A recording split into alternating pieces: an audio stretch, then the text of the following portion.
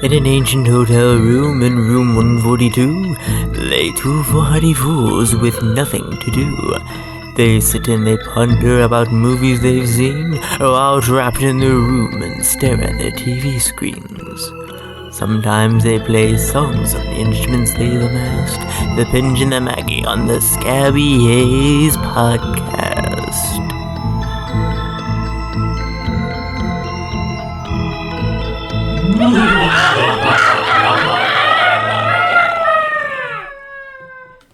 Welcome to the Scabby Hayze Podcast. This is your co-host, Maggie. And this is your co-host, Pinj.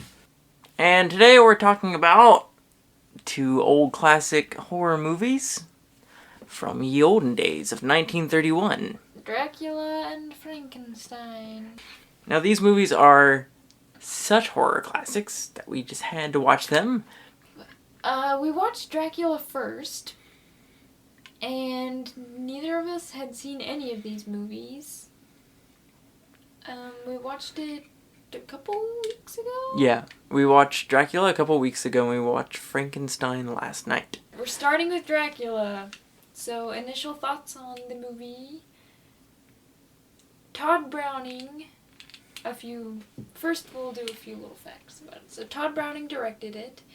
It was made in 1931, starring Bela Lugosi. Now, this was one of Bela Lugosi's first films. It was the film that made him famous for sure. He was in, I think, a couple films before this one, not too many, but this is what made him famous, and he's the iconic Dracula that we still know today. This wasn't his first bout playing Dracula. He played Dracula in plays. It's true, on the stage. Yeah, before then. So this was something he was certainly accustomed to. Yep, he was well acquainted with the character, and it probably helped perfect the movie a little bit, since he was, this was kind of old hat to him, as well as something new, being directed by somebody and starring in a movie. Especially with a very strong vision. Todd Browning films have always felt very thought out and realized to their extent. But really weird. Yeah, and it's a fresh atmosphere in the old silent films and talkies. It's different. Now, whether you think it is bad or not is left up to you. I like it. Yeah, I thought Dracula was pretty good. Yeah, I certainly enjoyed Dracula. Now, here's some more facts. I think something that made it good was the soundtrack. Now, originally when released, the movie didn't have a soundtrack. It had, in the credits at the beginning, was a suite from... Do you say suite or suit? Does it matter? I don't know. Was a suite from Tchaikovsky's Swan Lake. Mm-hmm. And that was the credits, and after that, the movie didn't have a soundtrack. Now, in the 1990... I think it was 1998? Sounds right. Or, yeah, I think it was 1998. Then Philip Glass was asked to put music to the film. And his vision was making it sound as close to the times, as period as he possibly could. And I think he did a pretty good job, because I didn't know that before I watched the film. Nor did and when I. I watched it, I actually thought that the movie was... the soundtrack was made when the movie was made, and they were both released together. And actually, that's not the case. But I did watch it, and I think maybe if I had watched it without the soundtrack, I wouldn't have liked it as much. Because there are long pauses and whole scenes where there's just action and no sound, and I think it would have taken away from the film if there hadn't been any filler per se. Yeah. I think one of the strongest aspects of Dracula is the, not so much storytelling, but atmosphere building. Lots of, I wouldn't say random shots, but shots of like items or objects that are just there to help you grasp of just what's around and kind of the world, the rooms and the buildings and such. Yeah. It did have some pretty good sets. As far as the house goes, his mansion in Transylvania was pretty good. Mm-hmm. And,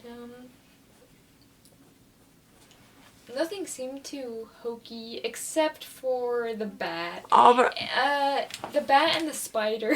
Okay, alright, let's talk about some of the effects of this film. Now, the cinematography was really good, but some of the Yes. effects were a little hokey. I beg to differ. I The bat, agree with you on a sense. It is not good. The bat has a little bit of birdemic action going on. No. It's like a fake bat that they tied to a string and they like pulled it up and down and made it flap its wings, and it looks super fake. It doesn't look good, but I like it for that. Really? Yeah. It's I mean, charming. It is? Yes. No, what's charming about a fake bat? It's... An obviously fake bat. They could have gone away with the bat and have just said, oh, he disappeared. Oh, he turned into a bat, and just showed someone's reaction. But they actually went through with it and brought an actual prop on set, and they actually used it, and they went through with that. And they didn't have to. Okay. And I appreciate just the bare bones, like, grit of the film, that they went through with some of the things that was, I'm sure, challenging to film. Yeah. I mean, I would agree with that. But also, at the same time, I mean, it is because we have technology, we have CGI, all that. For our day and age, it is hokey. Yeah, but I still like the old effects because you can still realize the effort put into it. Even if it does look bad, you know that effort was put into it. Yeah. And I have appreciation for that. Yeah. And I like it. It's charming. Yeah. Because in a lot of it, you can tell they really tried. And sure, some of it doesn't look perfect. And I'm sure movies that we see nowadays that we say, oh, that looks fantastic, we'll look at in 30 years and say, man, that was bad. Yeah, true. And even in computer-generated images and things done on computers will never probably be as good as, like, proper, realistic objects in film. And that is a real fake bat. Yes, it is. It's not a really fake bat, but it is a real fake bat. It is really fake, but... Yeah. It's an object, and they used it. They could have just put, like, a little picture or something. It could have been way worse. Sure, yeah. It could have been worse. Yeah. But still wasn't great. Oh, well. I try not to criticize these two films that we're reviewing right now too harshly due to their age. No, I mean... I certainly criticize them to some extent, but on like the aspect of the bat, I'm sure that was the best they could do. So accept it and enjoy it. Don't have to... I'm not saying that they could have done better or anything like that. I'm just saying the day and age that we live in now, the facts still stand. I mean, we have Godzilla, you know. Think of Godzilla now versus Godzilla versus Mothra back when it was... You know what I mean? I mean, it's still not good, and it's still funny. It's funny to us because of the day we live in now. If I was living back in the 30s and I was watching the movie, I probably would have thought it was, like, awesome and great. And I try to put myself into the 30s, but I still live in 2019. But can you still enjoy it? Well, yeah. Yeah, I'm not saying that I'm not enjoying it. I think we kind of agree on the same thing, but I still think it's kind of hokey. I guess. I mean, I chuckled when I watched it because it was kind of ridiculous looking. Yeah. I don't know. I like it. Yeah. I like it for its flaws. Okay. And its good parts. well, we don't want to spend too much time on that. Let's move on to storyline. Storyline. There's not much in this film, surprisingly. Like I said, it's more atmosphere building, and due to the soundtrack and interesting shots that the film takes, it's just more of viewing what's going on. You don't really have one specific character that you're watching from a perspective point. It's just really like a story, and it's descriptive somehow, if that makes sense. It's very simplistic in what it does say, but it works. Yeah. It doesn't have to drag on and, unlike a certain film we watched recently, take a long time trying to explain something that you already understand. Like, catch on very easily. You already know he's Dracula, so, there's no need to drag on that. Mommy, your thoughts on story? I thought it was good. It wasn't difficult to follow. They laid it out. Like you said, you already kind of have somewhat of an idea going into the film, just because the title, it's going to be the story of Dracula, so they already assume that you know certain aspects of the film. But I thought it was also interesting they put in little details, like his reflection in the mirror, and that was a really cool scene. Yeah. Of the lady talking to Dracula, and then he's a professor. Yeah, Professor Van Helsing. Yeah, Professor Van Helsing. Or is it Doctor? Just catches a glimpse of the mirror and notices there's nobody in there, which is pretty crazy to think about, but... And it's subtle, too, because it shows him, and then it cuts to the mirror, and you kind of don't realize what's going on because the image is flipped, and it's a little bit... Because the first time it shows it, I was like, okay, why are we being shown this? And then it clicked with me, oh, it's the mirror. Yeah. It's like, whoa, that's... it's just subtle storytelling like that, where just in an image, you can see characters realizing what's going on. Yeah, but it's mostly interesting to watch Van Helsing, and actually the guy who played him did a pretty good job. Yeah. He's a good actor, because he knows a lot about the folklore, the vampire folklore, and so when he notices that he has no reflection, he already, it just reaffirms his belief that Dracula is a vampire. Yeah. Which is pretty cool. Yeah. But, other than that, the rest of the storyline, the guy and the girl, and she turns into a vampire, but then she gets better. It's a little odd. Yeah, but you need something. You need a little bit more character. Something more grounded than just happenings. This is a specific thing that we're now going to focus on. And you kind of don't realize that it's what's being set up and what's more atmosphere, which I also enjoy. Because early on in the film, not early on, but throughout the film, you see Dracula, following people, and then he'll kill them and suck their blood and whatever, or he'll turn them into vampire, and then you find out some of this later on, which you don't realize, and it works well. Yeah. And I think we already talked a little bit about the acting, which is pretty good. Bela Lugosi was on point. He had the perfect accent, and I love that they took his real accent and used it to their benefit and made it the Transylvania accent. And it's so iconic. Yeah. Dracula. He was actually... Every aspect of Dracula in this film is the definitive Dracula. Oh, yeah. Yeah. It's iconic. He's actually from Hungary.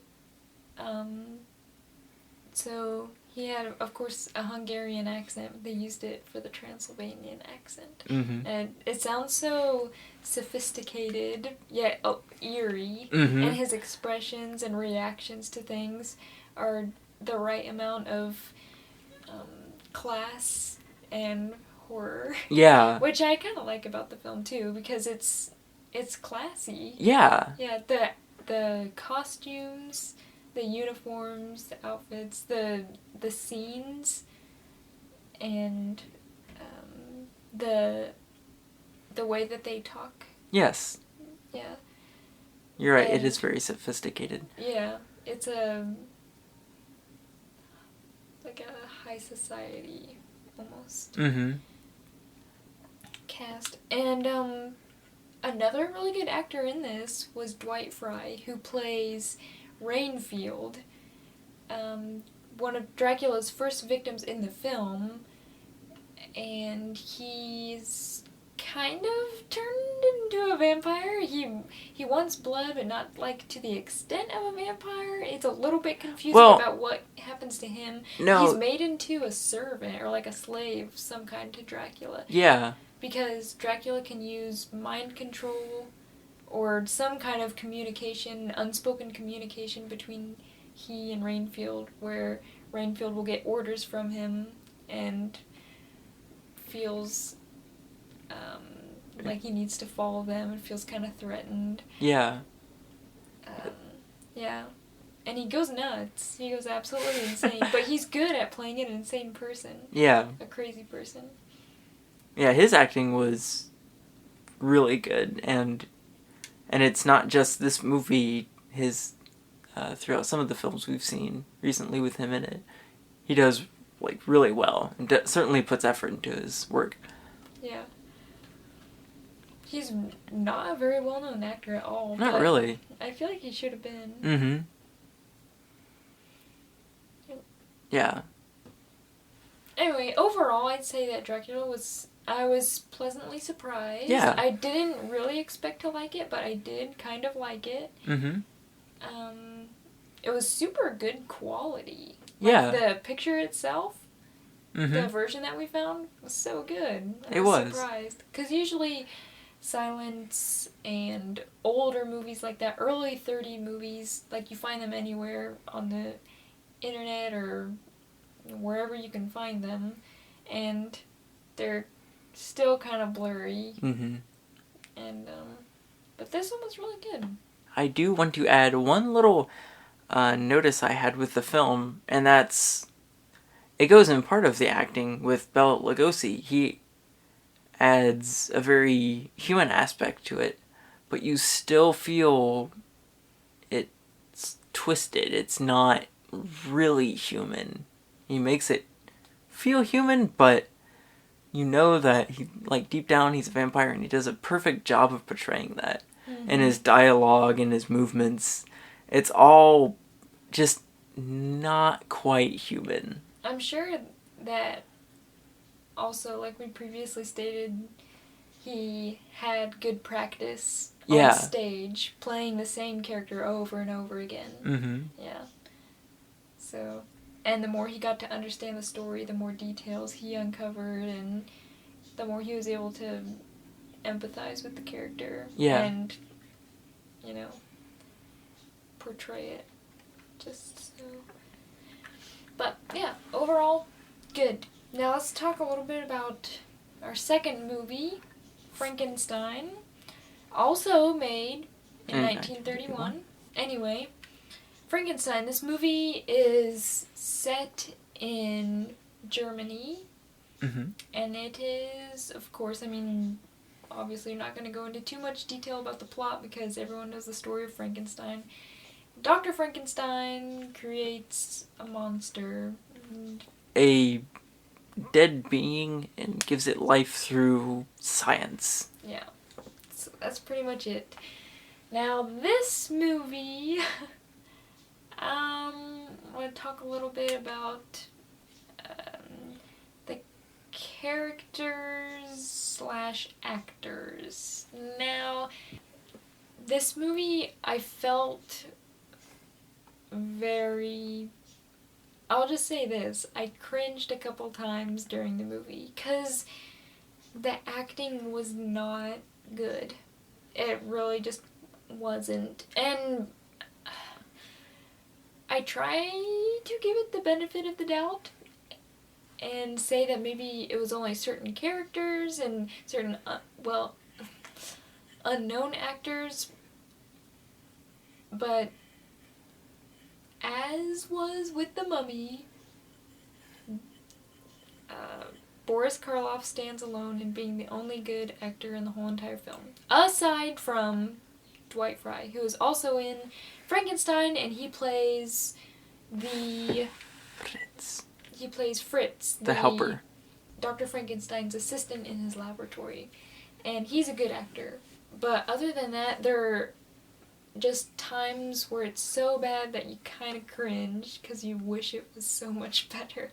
And I feel like if the acting was better, it would have made the film a little bit better, of course, duh. But it really took away from the film. Now, this is one I can't quite agree with you with. The acting? Or yeah. Yeah, I thought it was better. I thought Dr. Frankenstein did quite well.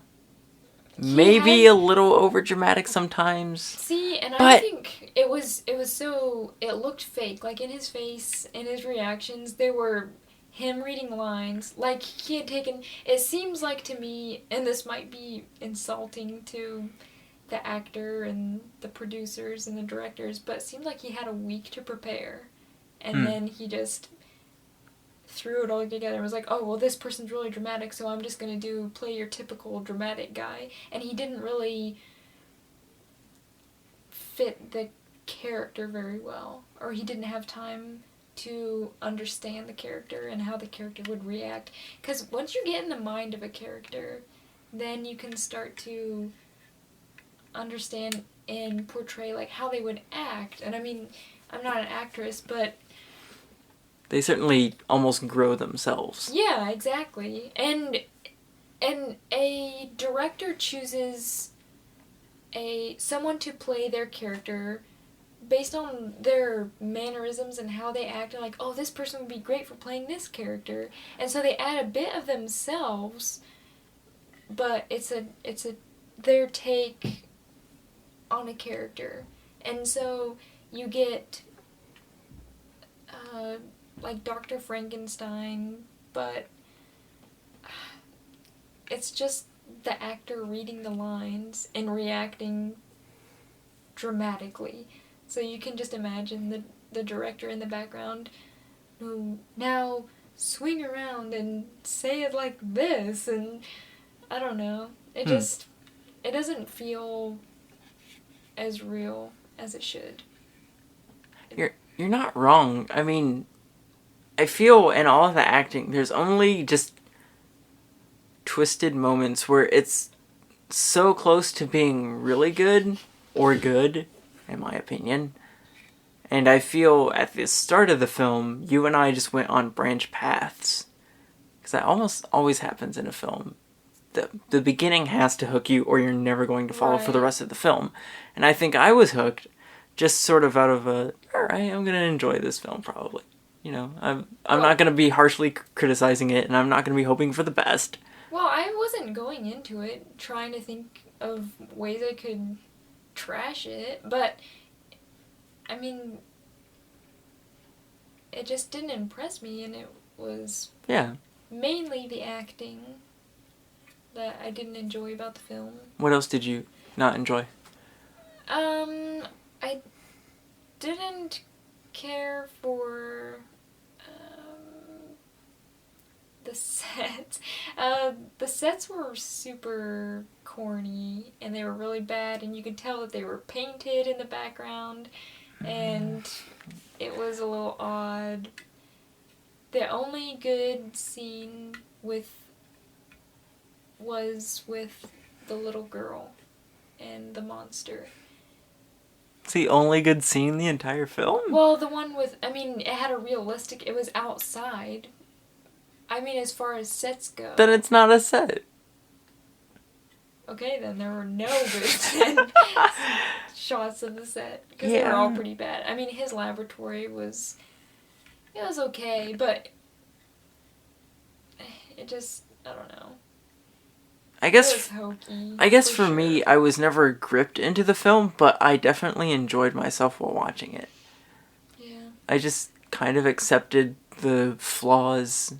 I felt the flaws were certainly more minor than maybe you did, because I think you found them more agitating and just destructive. Flaws, so of course they stand out. Yeah. Yeah, but for me, I don't know. I guess was a little more interested in what was going on next. Maybe not so hooked on the story due to the flaws, which is a shame. And I think that might have just really hindered it for you. Maybe not. I could be wrong. Yeah. Well, I mean, usually what I look for in a movie, number one is to be entertained. Mm-hmm. But you get entertained by good characters played by good actors and an interesting story. And it did have an interesting story. The characters would have been good if they had been played by actors who could act, and it just didn't. They had emotion, but it wasn't genuine. It felt so staged, and it was stiff and monotone. Didn't think it was all that great, so it didn't make the characters as interesting as they had potential to be. I'll agree with you there. This film could have certainly been much better. Yeah. Yeah, probably due to just better preparation, longer production time, most likely. But, like I said, I enjoyed it, even though it has flaws and many flaws.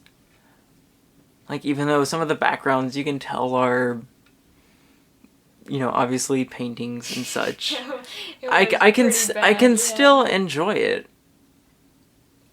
Now, you did say this after we watched the film, we discussed it a little bit, but the windmill scene was a pretty good prop. I mean, it was a set, not a prop, I guess, because it was huge.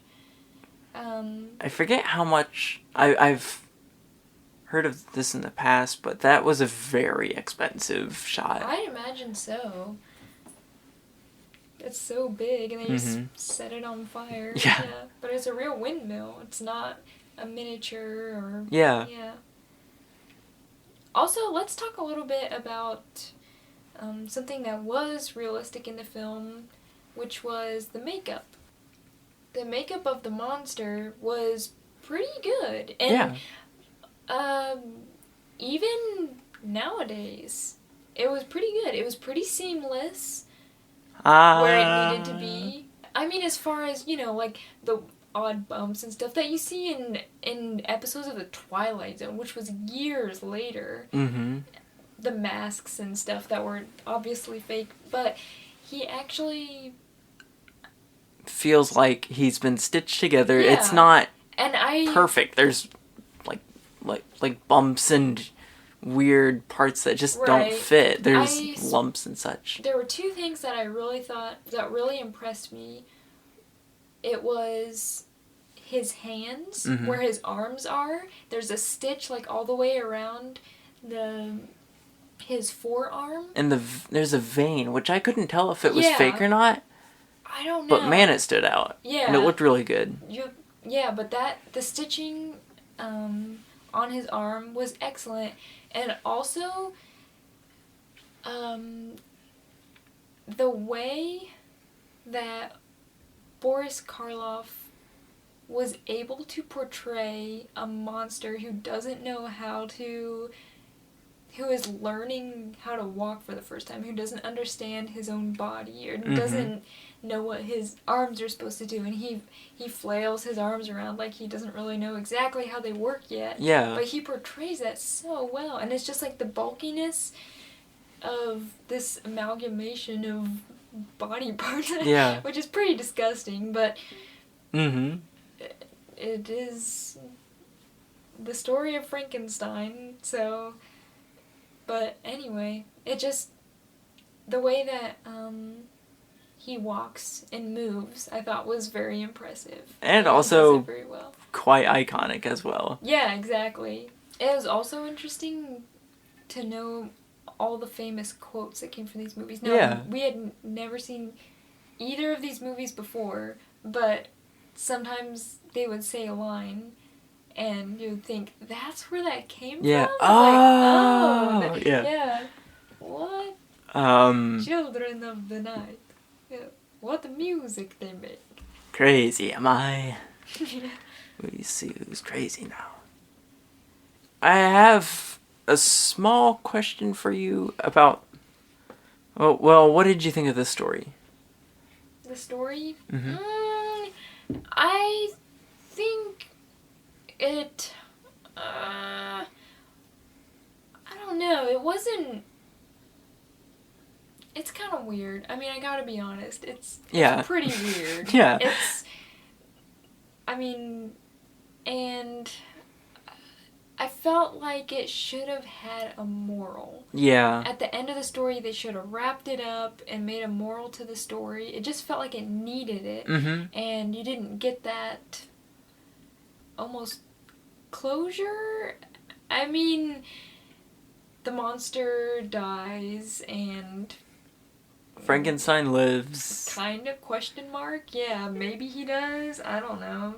He was really sick at the end, but it assumes that he lives. I don't know. Yeah.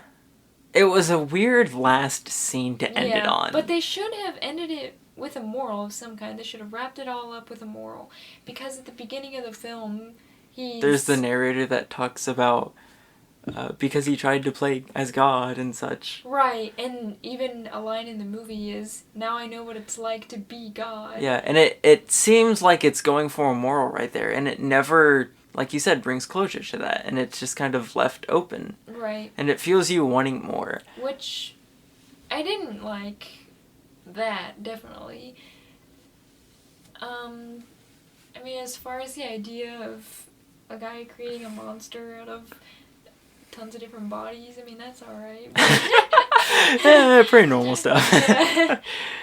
I mean, of course, it had the potential to be interesting, but it just, you need good acting to play it off, because it is so bizarre. Now, this is... You have to make it interesting enough to keep your attention. Now, I think this is where you and I also vary. I feel the dialogue of this film is really what helps it stand up on its own two legs and makes it enjoyable to watch, in my opinion. And some of the character choices. For me, I watched Young Frankenstein first, and that was my first experience with a Frankenstein movie. I did not watch that. Yeah. And it's different.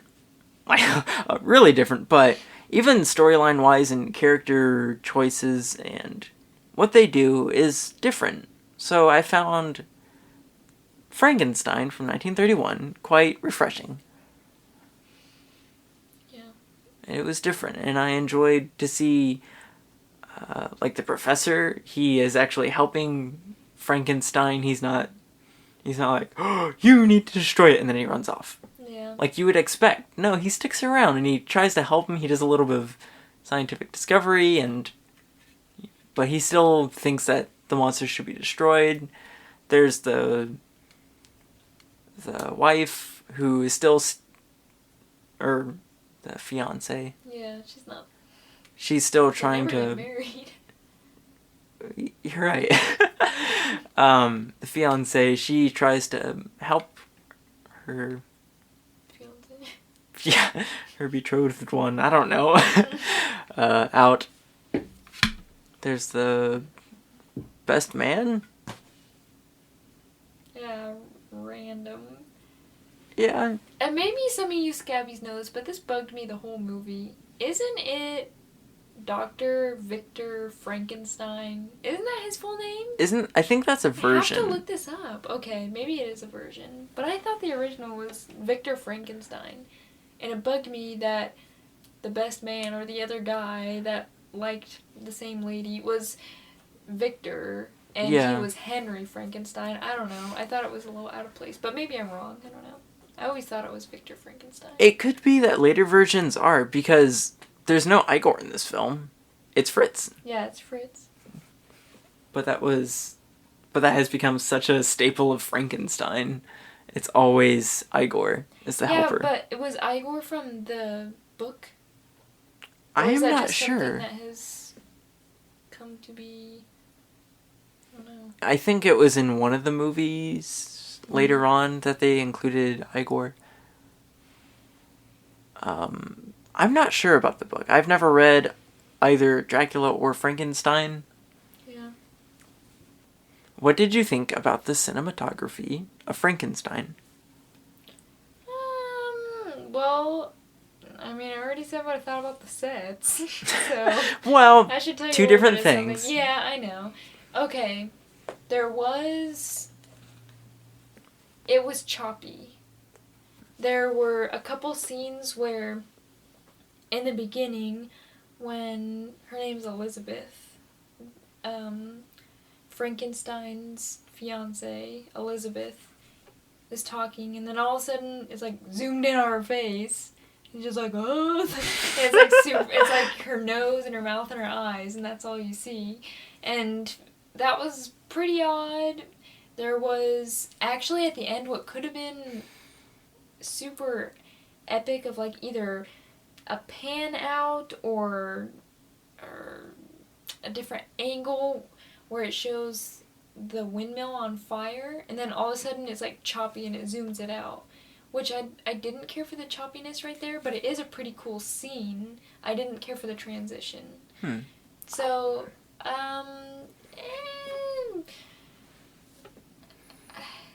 it wasn't, the cinematography wasn't terrible. It had... You're thinking editing. True. Yeah, that's true, I guess. Yeah. So the editing, I guess, wasn't great. The cinematography... I thought it was pretty good. I mean, it wasn't anything special. It wasn't anything terrible. I would agree with you there. There are some pretty good shots in this film. The also pretty iconic shot of the farmer, I believe it is, carrying his daughter through the town, and you see all the people stop and they slowly like walk behind him. Yeah. And they're all following him. There was a weird scene in that too, though. It's just good visual storytelling throughout chunks of the film. Not always. Yeah. Like I said, I agree with Maggie that this film is flawed. I still enjoyed it, but it certainly is flawed. The editing is off, as you said. The acting is clunky. The majority of the dialogue works. I think it does. Okay, here's where we differ. I think it's a bad movie. Well, I don't think it's a good movie, and you do. I think there needs to be a word between good and okay. It's an enjoyable film. It's not good. See, and I think it's maybe a little better than okay. I think it's a little worse than okay. It's not horrible. It's not... bad. Maybe it's not even bad, but it's very close. Yeah. Now, I'm on the other spectrum of where it's almost good. It's meh. And I would say it's meh. Is meh worse than eh? Yeah. Is like Meh is like meh. Meh is like meh. Yeah, that's true. Out of an Inception to Fantastic Four, what would you give it? Meh. I would give it better than The Mummy, not as good as Dracula. Yeah. I agree with you on that. Alright, so let's do some comparison now. Alright. Let's do a little bit of contrast between the two movies, Dracula and Frankenstein. Where do they rank on the horror spectrum? So how scared were you Dracula versus Frankenstein. I wasn't all that scared with Frankenstein, but I'll admit, there are some spooky things in Dracula. I wasn't scared down to my bones or anything, but, you have that atmospheric stuff, like I mentioned earlier. It's the fog. Yeah, the fog, there's... You should have talked a little bit more about that. Yeah. That was excellent. The mirror shot, like, I didn't realize at first, and then it clicked with me. I was like, oh. Yeah. Oh, whoa. Not, like, startled like you were scared, but still a little jump. Yeah, it's jarring. Yeah. His acting, he's not really human, but he does a really good job of portraying it, and it's a threat, and you don't really see any violence in Dracula, but you can really feel the impact of it. Right. The boat that Dracula rides on, like, all the people die on it. There's that, and it's like, true. Oh man, that's like eerie. Yeah, and it's just like people are dead there, and there's a boat. You put yourself in the shoes of the people who view that for the first time. Who the boat this random boat just rolls up to the dock, and the people look in there. I mean, it's just like a massacre. Yeah, like all the people are dead on it, and it's only carrying, a casket and a crazy man. Yeah. So how scary would that be if that was actually happening to you? Dracula really just drags you into the story, and you get enveloped by it. It brings out the imagination in you really well. Something I've not quite experienced in any other film, quite to the extent. That's pretty perhaps. Unique in that respect. And I think Frankenstein's kind of on the other side. It's trying to use brute. Yeah, brute and like brutality and physical horror. Yeah. To jar you. And which is really rough nowadays because you have like The Thing, which people are like, oh yeah, The Thing. Yeah. It's not that scary. But it's still like the bloodiest mess ever. Yeah. When Frankenstein, now back in the 30s, I have heard, I don't know this from experience, but I have heard that people in the theaters fainted. They were so terrified because the makeup was so realistic. Mm-hmm.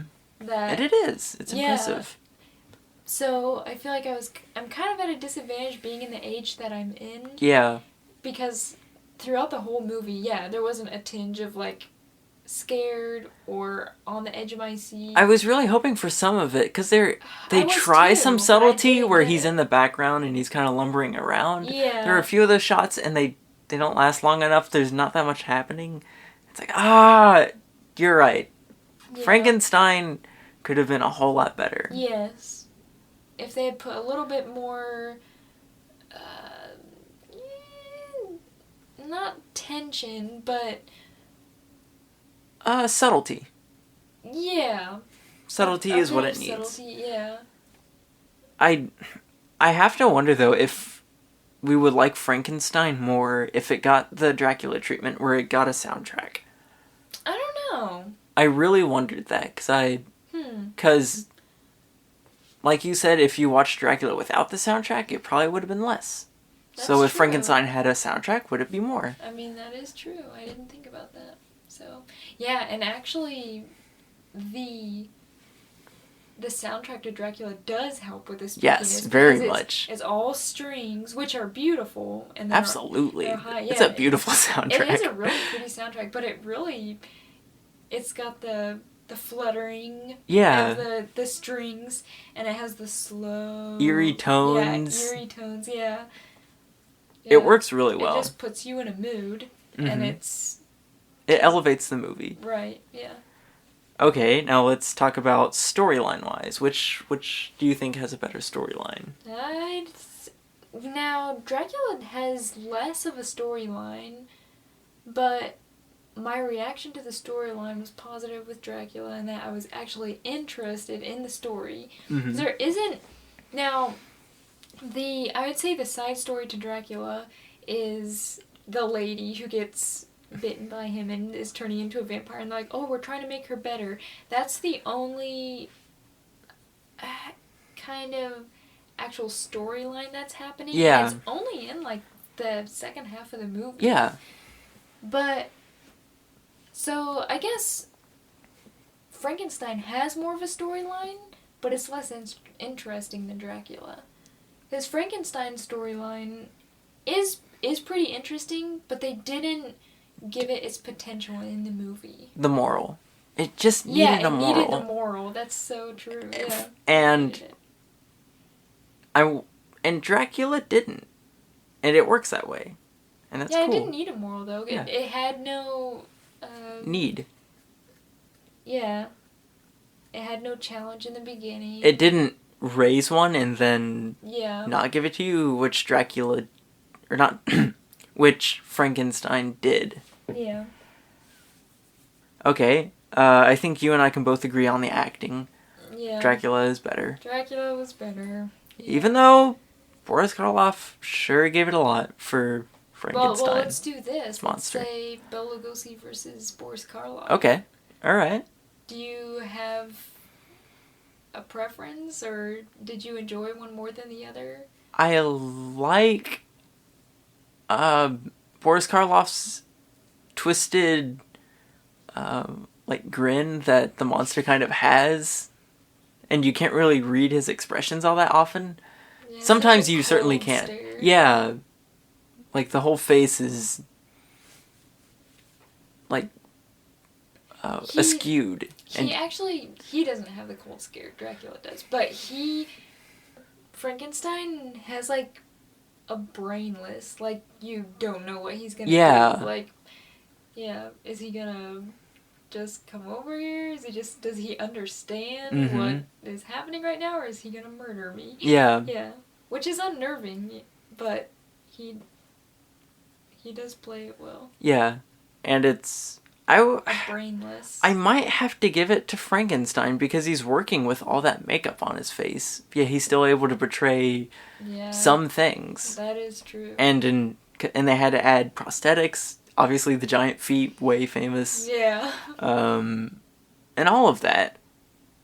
He had to work with that, and he did really well. Yeah, he did. And with Dracula, I wouldn't say there's not as much of a challenge, but there's not that much of a challenge as Frankenstein. That's true. As far as the acting goes. But Bela Lugosi does really well as Dracula. Yeah. But I guess maybe, I don't know. I might have to give it to Boris Karloff because he has more to work against. How about you? It's hard to say because I like the character of Dracula better. Mm-hmm. So I don't know if that's because Bela Lugosi can portray him so well, or due to the rest of the movie's advantages. Right, or if it's just because I don't know, because I really do like Boris Karloff's style, his acting style, the characters that he chooses, and his dedication to the character. Mm-hmm. I mean, not like the Mummy. I mean, actually, I was impressed with him as the Mummy. It wasn't his fault that the rest of the movie sucked. Was horrible. That the other characters didn't care. He's the only one who put effort into his character and tried his best, to work with what he had, which was not much. So, I think that he did very well with what he was given. Mm-hmm. I mean, it's very difficult for me to say which actor is better. They're both so good. Mm-hmm. And I did kind of like the character of the monster. So yeah. Okay, there is a little bit of humor in Dracula, which I found strange. I wasn't expecting that. There's the keeper to the asylum ward, whatever that place is, the place where Rainfield is. Rainfield, and also Van Helsing is as well. Not sure. It's a little out of place. Yeah. But there's a little bit of humor in there. Some goofy side characters. It's a little strange, but it doesn't hinder the film. No. Which normally that is an absolute... Well, they didn't dog on it. Yeah. They didn't, like, show that same character over and over again, and he was the comic relief throughout the whole film. That would have made it awful. Yeah, normally with a character like that, it just bogs down the film terribly. Yeah. Alrighty, well, whether we liked the films or didn't like them, I still enjoyed watching them, maybe one more than the other, but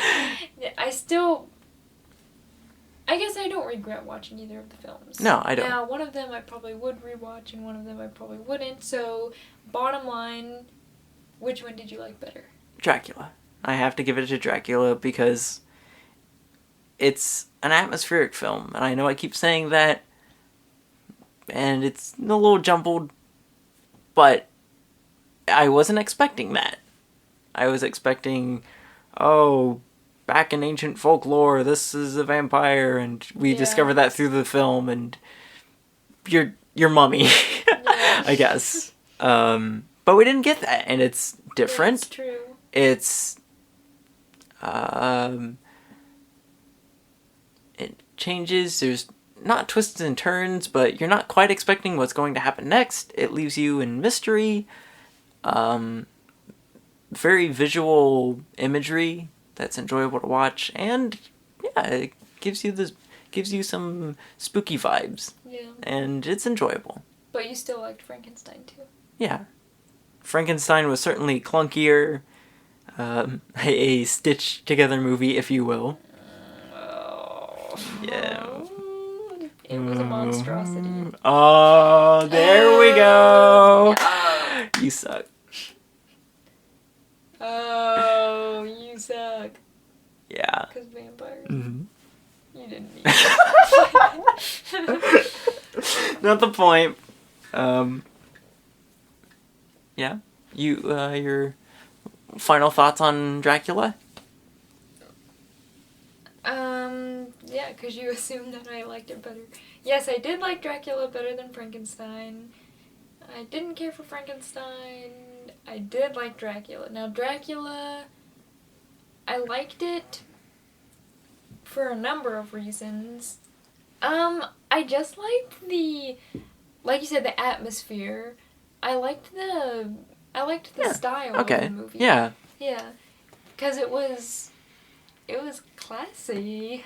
And I like a good classy film. I like characters who are sophisticated in their speech and in their movements, who are intelligent and have like a plan, and they always have something in their mind. You might not always be able to guess what it is, but there's always something going on. You can see there's wheels turning in their minds. Yeah. And I really enjoyed that about the movie. And I mean, the majority of the characters there don't make stupid decisions, like overly retarded decisions that just help with the story, just to get it along. They're circumstantial, and they happen for a reason. It's not, oh, well, she just fell down the hole or something like that. You know, it's not stupid. But I thought it was really clever the way that they figured it out. They figured it out, and Although the wolf's bane was weird, because I'm pretty sure that's garlic. Well, I don't know. I thought it was garlic, but that might be a more recent. It may be. I have no idea, but I thought that was strange. Yeah. Whichever way it is, not sure. Yeah. And with Frankenstein, it wasn't. I don't know. It just felt so stiff to me. Oh boy. But literally, I mean, the acting, it was just kind of forced. I don't know. I just didn't. It needed. Support as much. It needed that more. It needed rejuvenated. It needed life. Yeah. Ooh, we were really stretching it here, folks. It ended with a really bad one. Well. Do you recommend Dracula? Yes, I would. probably, well, I don't know. Yeah, I mean, I would recommend it Yeah. to anyone who likes old movies. Now, it is definitely an older style, which I love, but I know not everybody does. And It's some true. people, for some strange reason, have an aversion to black and white films Weirdos. or films made before 1980. Weirdos. Yeah, super weird. So anyway, yeah. As long as you have an appreciation for any sort of film at all, I would recommend it. I agree. Watch Dracula. Now, I wouldn't recommend Frankenstein. Oh, really? Yeah. Huh. Because, I mean, I could just tell you what it's about and show you a picture of Boris Karloff, and that would be plenty for you to know. And you wouldn't have to go through all the pain and cringe of watching actors do it really badly. I would disagree. Watch Frankenstein. It is flawed, but you'll probably enjoy it. It's flawed, so you probably won't enjoy it. Alright, well, we thought this was pretty fun to be able to do a contrast between these two movies. If you like that, or if you like just single movie reviews, let us know. And, check us out on our social media. We got our Facebook, Twitter, Instagram, YouTube, Podbean, Facebook, Spotify, iTunes. Did you say Instagram? I think so. I think we got them all. Your social media crap. Go check us out there. Sometimes we post stuff, so look out. And next week we should have a musical phenomenon for you. Where we improv songs, sing and play guitar and mandolin and be our general scabby selves. Yep. So tune in next week. You won't want to miss it.